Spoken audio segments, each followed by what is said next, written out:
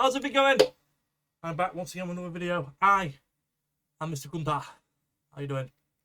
Today we're going to be continue with the Jim Carrey films. After this one, we've only got 2 left. As of me recording this video, which is early July, he hasn't done any more Jim Carrey films as of yet. So we're going to move on to a series on unfortunate events, or Lemony Snicket's series of unfortunate events. I've never seen this film. I do remember the game. Yes, there was a game for it on the PS2, Xbox, and GameCube, I believe. What else? I know there was a Netflix series that came out around the pandemic on Netflix. I know there was a series for it that came out. That's all I remember. That's all I know from Lemony Snicket. I know Jim Carrey did a lot of improv in this film as well. So, after this one, we've only got 2 left. Horton Hears a Who and the Robert Zemeckis Christmas Carol. They're the only 2 we've got left after this one. And then we're pretty much done. As of me recording this video, which is early July, he hasn't done any more Jim Carrey. He hasn't done any more Jim Carrey films yet. So, should we get on with the video, guys? So we've got a series of unfortunate events, a Lemony Snicket film from 2004, I think, came out. Let me just double check. Yeah, 2004. This episode brought to you by DoorDash, the app that brings you food you're craving right now, right to your door. Dash! Also brought to you by Stamps.com. Stamps! Damn it, Nate! Why go to the store to get stamps when you can have them printed right at home for your convenience?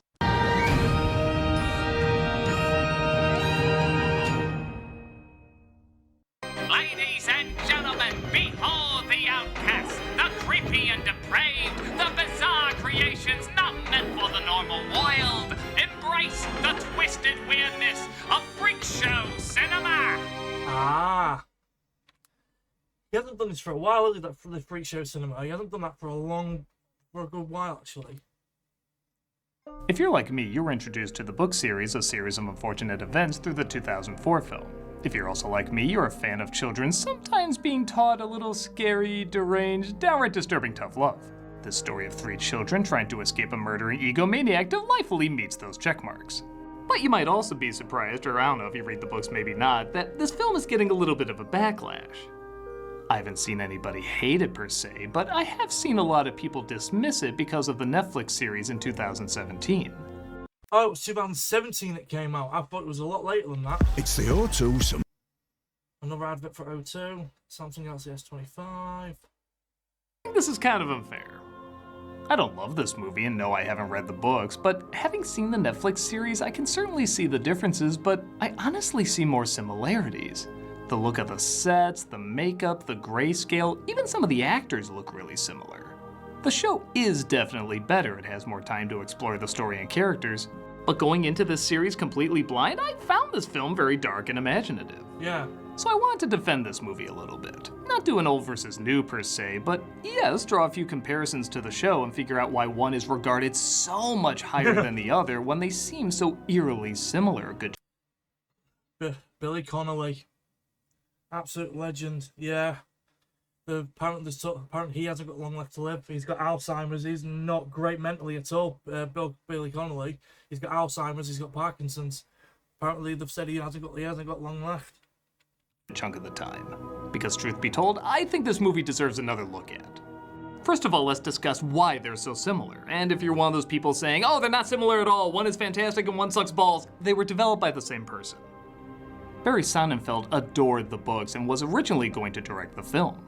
But through, fittingly enough, a series of unfortunate events, producers were moved around, dropped out, and focus was shifted out of Sonnenfeld's comfort zone. I hear conflicting reports if he was asked to leave or if he left on his own account, but either way, he was certainly not happy with where the film was going. Sonnenfeld is still credited as producer though, because so much of what he started is in the film, including storyboards and set designs. So yes, if you want to see his fully realized version, the show is the way to go. But for an hour 30 movie, not including the credits, I thought they condensed 3 books down in a pretty clever way. Yeah. From what I understand, the books are episodic and usually rely on a certain formula. The children live in a new location, their evil relative Count Olaf disguises himself to try and kill them, and a series of unfortunate events takes place resulting in Olaf's defeat but something valuable being lost, usually a person. In a movie, it's a little harder to pick up on this, especially when the climax is taken from an earlier scene in the book, which doesn't involve an Olaf disguise being unmasked. In the show, though, it's a little easier to pick up on the formula because it repeats so much more.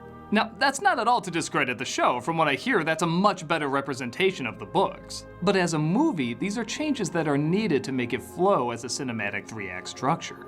So I don't really think they're bad alterations, especially when you consider how quickly they have to introduce new characters.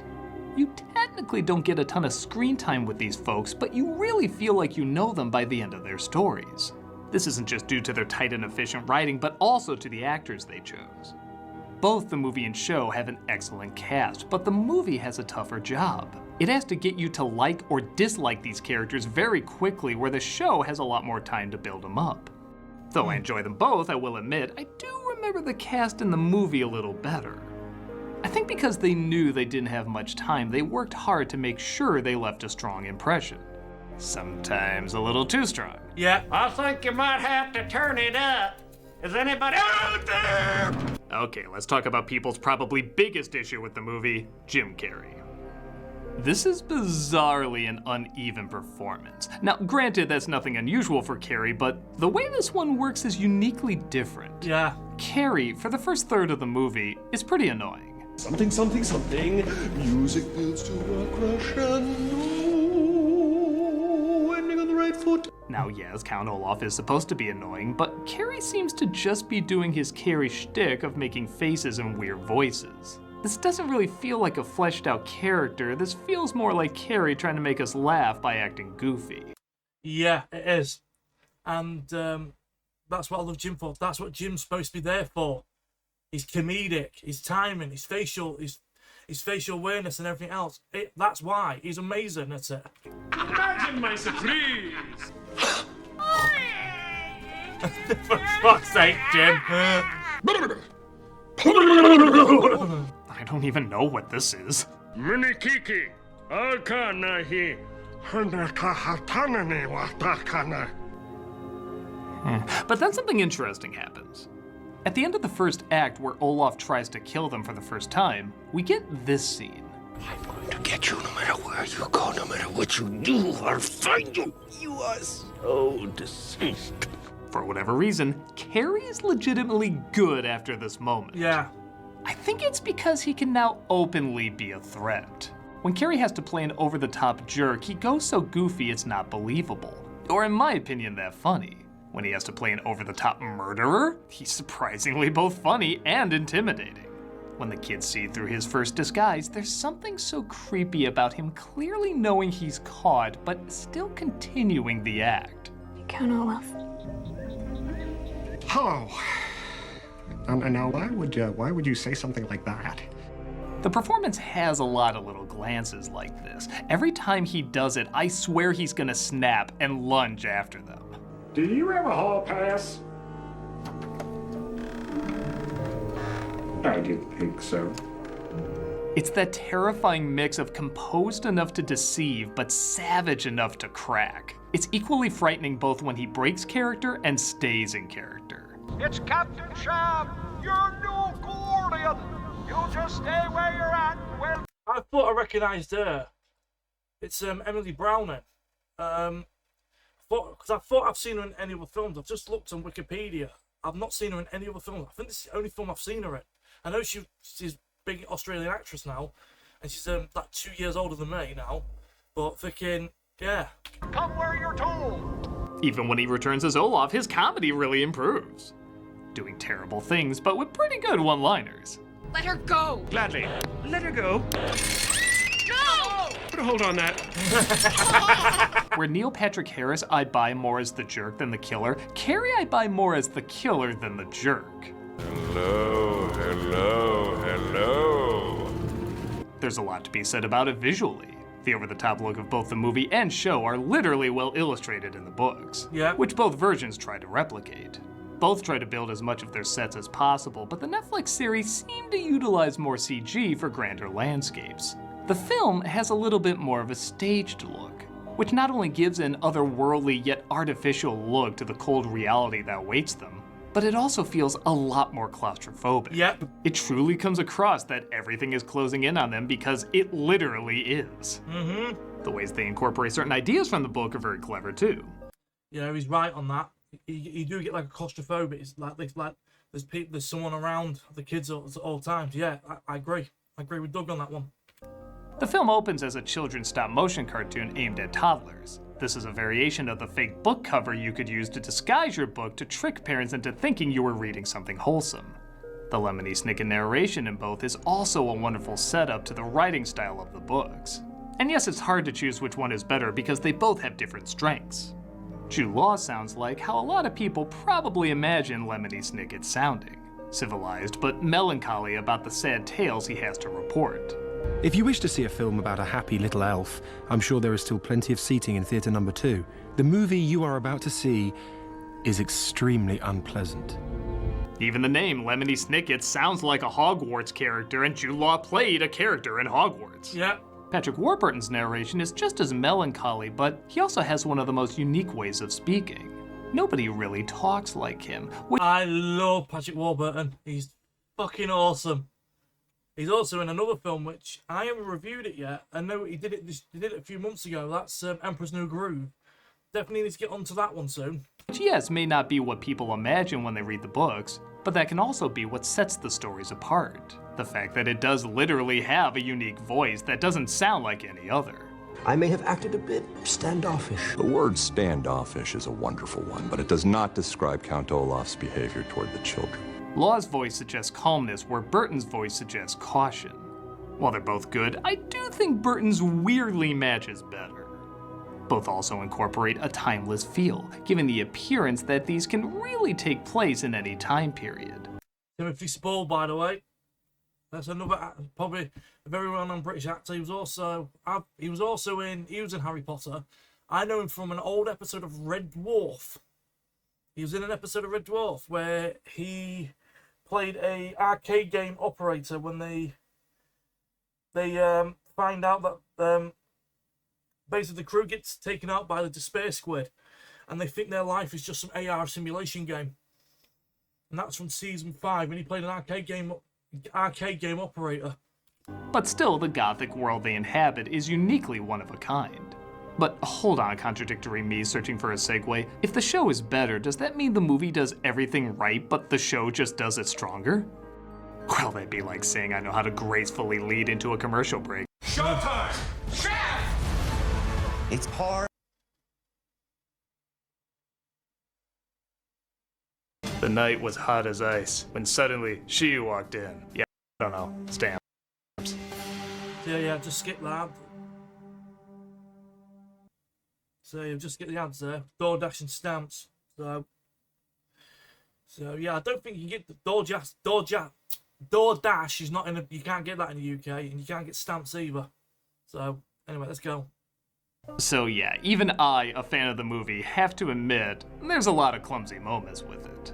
For example, despite how well they got across certain characters in a short amount of time, there were several that I wanted to see even more of. Before I discovered there even was more of them in the book. Olaf's minions, for example, are all played by great actors but are given almost no time to shine. Honestly, you could have just written them all out and not miss a thing.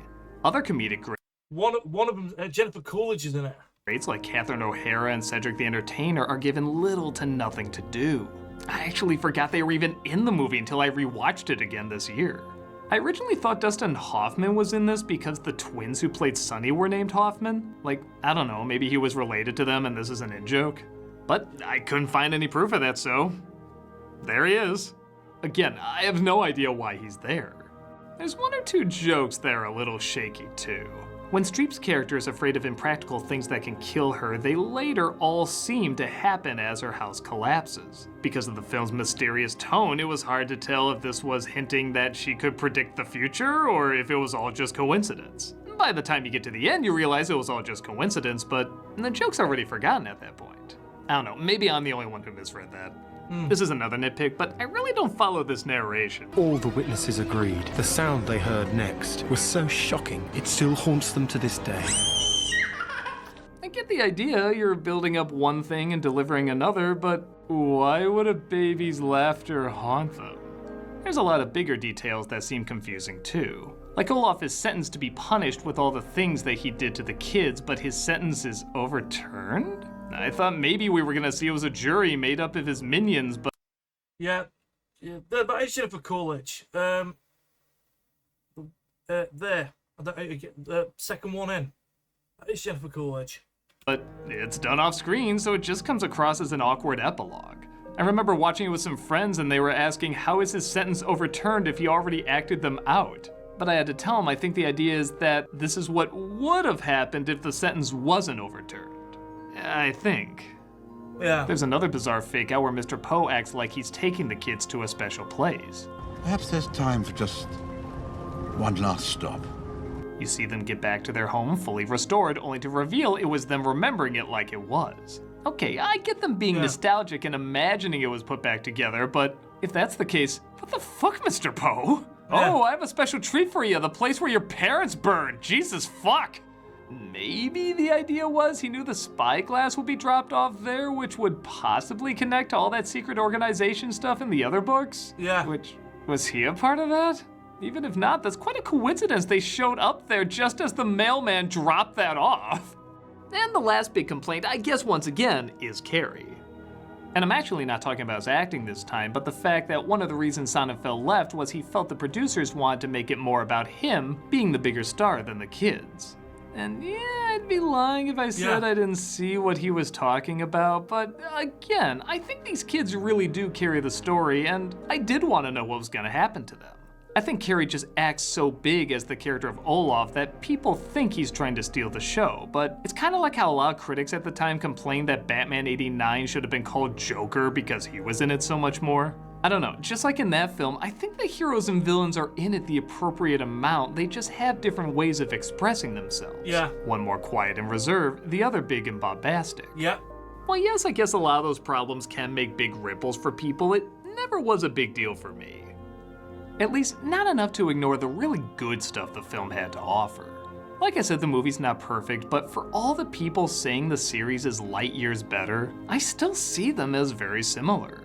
I do like the show better and highly recommend it, but aside from having more time, the only mind-blowing difference I'd say is the subplot with the secret agent parents. And yes, I will admit that ended on such a wickedly mean-spirited twist, it made me appreciate the show on an entirely new level.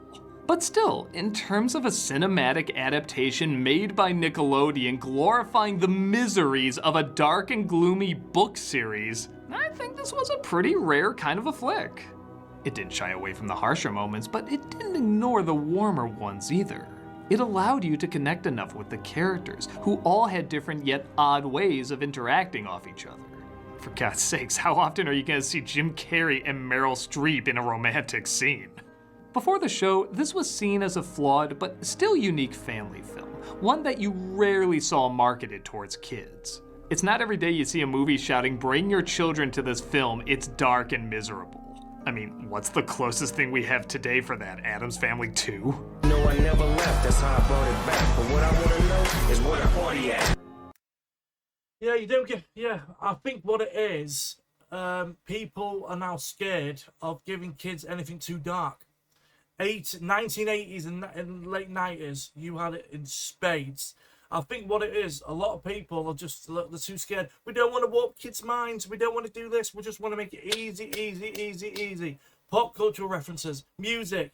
Let's friggin' put a bloody banging soundtrack on it so kids will buy the CD. Toys. That is a problem with kids' films today.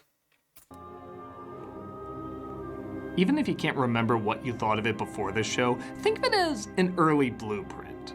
The two do look alike and have the same person who developed it, so think of this as take one. It doesn't have all the bugs figured out, but it is still a valiant attempt by great talent trying to get to that point of greatness. I know it's easy to point to all the things the show does better, but I do think it's worth looking at again to appreciate the creativity and twisted storytelling. Yeah. I don't know, what do you think? Did you read the books? If so, what did you think of the movie and what did you think of the TV show? Do you think one gets a bum rap, or it's totally justified? I'd love to get the thoughts of people who are much bigger fans of the books. Yeah. As for me, this movie may not be perfection, but it's not unfortunate enough for me to say it was unfortunate to see. Okay. I've never seen it. I'm a Nostalgia Critic guy, remember? So you don't have to. Yeah. And yeah, that's next week. Shit.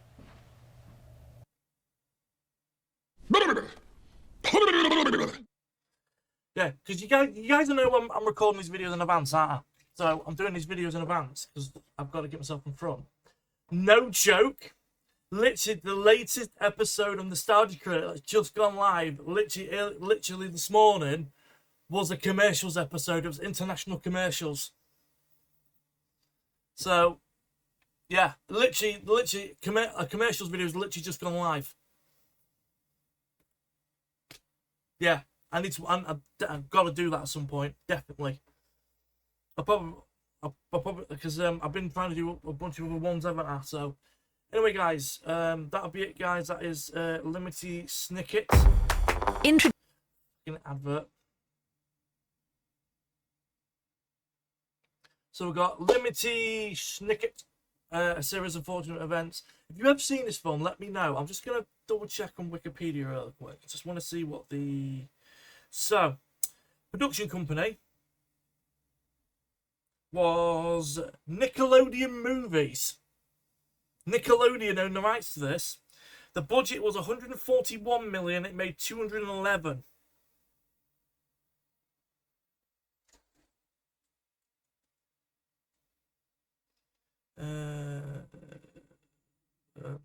Let me just check. What's its Rotten Tomato score? Rotten Tomato score of 72. 72% it's got on Rotten Tomatoes. So yeah, if you've seen the film, let me know what. Let's say I've not seen Series of Unfortunate Events. I've not seen it, even though I'm a big Jim Carrey fan. A lot of his later ones, so mainly ones after Bruce Almighty, I stopped watching. I don't think I've watched. The only Jim Carrey films I've watched after 2004 were the Sonic the Hedgehog movies. And I'm not joking. So, anyway, guys, that'll be it for this video. If you enjoyed this video, if you haven't, smash that like button, subscribe if you are new. Next week, it's the second to last one I need to do, which is Horton Here's a Who. And then the week after, it's a hiatus week. And then when we come back from hiatus, I will be doing the Christmas Carol, one where he plays Scrooge, the animated one. So that's going to be after the hiatus week. So, that'll be it for this video. Have a good one. Look after yourself. Take care. And I'll see you guys next week for Horton Here's a Who. So until then, peace. Love you all. Bye-bye.